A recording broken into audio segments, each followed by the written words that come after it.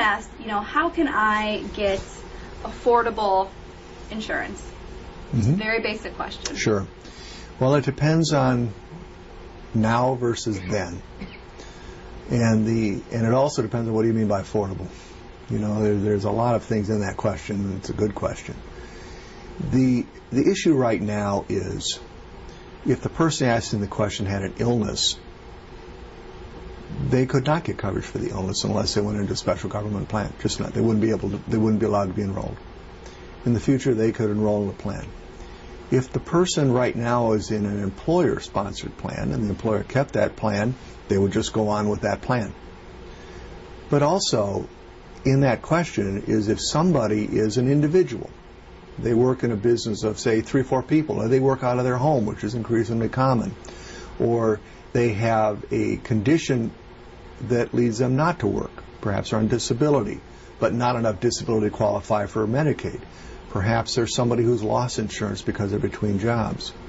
What the government intends is what's called a health insurance exchange, so that based on a sliding fee scale, if your pay and benefits are below the 400% of the poverty level in the country, you would receive a sliding scale subsidy to enroll and get health care from the exchange.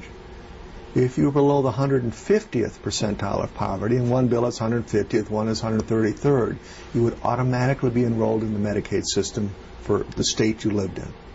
Trying to increase coverage, and it's estimated that 20 to 30 million more people will have access to insurance in the new system to come than those who have access right now.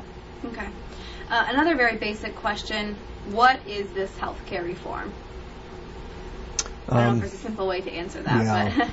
But I think right now what we're seeing is, if you really break it down, there's a lot of emphasis on reforming the insurance system so that it covers more Americans, either through an exchange so individuals could sign up, assignment to Medicaid so single people in poverty could get coverage. So that really is fundamental. If you really start thinking about it as what's in it, what is health reform all about? It's getting more people into some form of coverage for their health insurance expenses, either public or private.